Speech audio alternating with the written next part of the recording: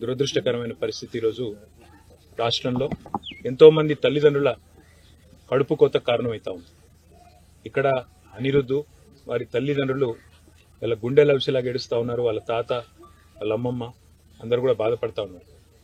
నేను ఈ సంఘటనలో మేము రాజకీయ పార్టీలుగా సాధారణంగా రాజకీయంగా అప్పుడప్పుడు మాట్లాడుతుంటాం, కానీ ఇప్పుడు ఏ రాజకీయం కూడా అవసరం లేదు. నేను గౌరవ పెద్దలు రాష్ట్ర ముఖ్యమంత్రి గారికి, రాష్ట్రంలో ఉండే మంత్రివర్గానికి నేను చేసే విజ్ఞప్తి, మనందరికీ పిల్లలు ఉన్నారు, మనందరికీ కూడా కుటుంబ సభ్యులు ఉన్నారు. ఒక కుటుంబ సభ్యుని కోల్పోతే ఎంత శోకం ఉంటుందో మనందరికీ కూడా తెలుసు.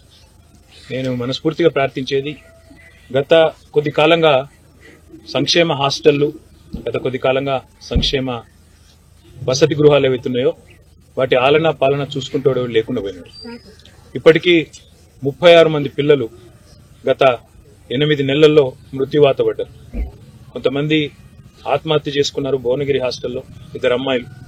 అదేవిధంగా సూర్యాపేటలో కూడా ఆత్మహత్యలు జరిగినాయి.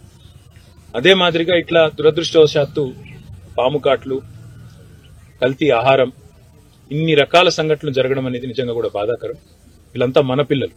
ఎందుకంటే ఒక తల్లి గాని తండ్రి గాని తన బిడ్డను ఒక హాస్టల్ వేస్తే ఏమనుకుంటుందంటే, అక్కడ ఉండే టీచర్లు గాని అక్కడ ఉండే ప్రభుత్వ అధికారులు గాని తామే తల్లి తండ్రిగా వాళ్ళని కాపాడుకుంటారని అనుకునే నమ్ముతాం. అట్లాంటిది ఈరోజు సడన్ గా ఈ వార్త వచ్చి ఒక తల్లికి తండ్రికి మీ అబ్బాయి ఇక్కడ లేడు లేదా మీ పాప లేదు అంటే ఎంత గుండె కోతకు గురైతారో అందరం కూడా అర్థం చేసుకోగలుగుతాం. కేవలం చావులే కాదు, దాదాపు 500 మంది పిల్లలు హాస్పిటల్లో పడ్డారు. ఈ విషాహారం తినడం వల్ల, కల్తీ ఆహారం తినడం వల్ల, అక్కడ ఉండే భోజనం నాణ్యత లేకపోవడం వల్ల. దయచేసి నేను ప్రభుత్వాన్ని కోరుతా ఉన్నా, గతంలో పేద పిల్లలు బాగుండాలి, ఎస్సీ కావచ్చు, ఎస్టీ కావచ్చు, బీసీ కావచ్చు, మైనారిటీ కావచ్చు, అగ్రకులాల్లో ఉండే పేదలు కావచ్చు, వాళ్ళు రెడ్లు కావచ్చు, ఇంకోటి కావచ్చు, ఎవరైనా సరే పిల్లలు బాగుండాలి, ఆ పిల్లలు మంచిగా చదువుకోవాలి, ప్రపంచంతో పోటీపడే పౌరులుగా తయారు కావాలన్న ఉద్దేశంతో 1000 గురుకుల పాఠశాలను మన రాష్ట్రంలో పెట్టుకున్నాం. వాటిని జూనియర్ కాలేజీలుగా అప్గ్రేడ్ చేసుకున్నాం. తర్వాత భవిష్యత్తులో వాటిని డిగ్రీ కాలేజీలు కూడా చేసి అవసరమైతే కేజీ నుంచి పీజీ దాకా ప్రభుత్వమే తల్లిదండ్రి లెక్క ఈ లక్షలాది మంది పిల్లల బాధ్యత తీసుకోవాలని చెప్పి ఒక బాధ్యతతో ఆలోచన చేసే ఈ నిర్ణయం తీసుకున్నాం. కానీ దయచేసి ప్రభుత్వాన్ని కోరేది, మీరు పట్టించుకోండి. ఎందుకంటే ఇందులో రాజకీయాలు అవసరం లేదు. ఏదైనా దుర్ఘటన జరిగితే తప్పకుండా మానవత హృదయంతో ఆ 36 కుటుంబాలు ఏవైతే గుండె కోతకు గురైనాయో ఆ కుటుంబాలకు దయచేసి ఆదుకోండి. ఎందుకంటే వాళ్ళంతా పేద పిల్లలు, వాళ్ళ మీద గంపెడు ఆశలు పెట్టుకున్నారు తల్లిదండ్రులు.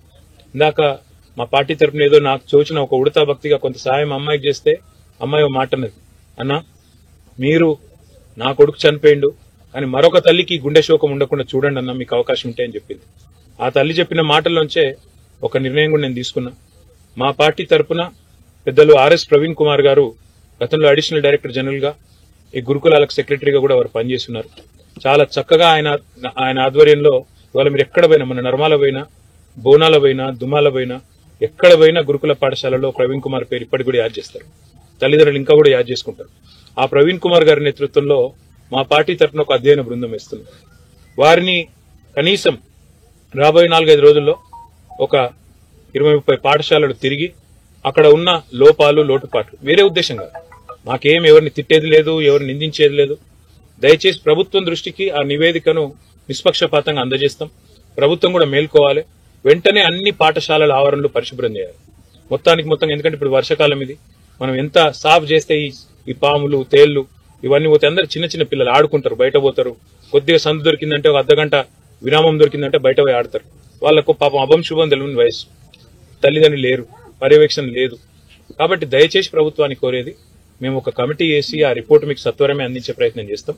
మీరు కూడా బేషజానికి పోకండి. ఆ 36 కుటుంబాలు ఏవైతే పిల్లల్ని కోల్పోయినాయో వాళ్ళని ఆదుకోండి, కొంత సాయం చేయండి, ఆ కుటుంబ పరిస్థితి తెలుసుకోండి.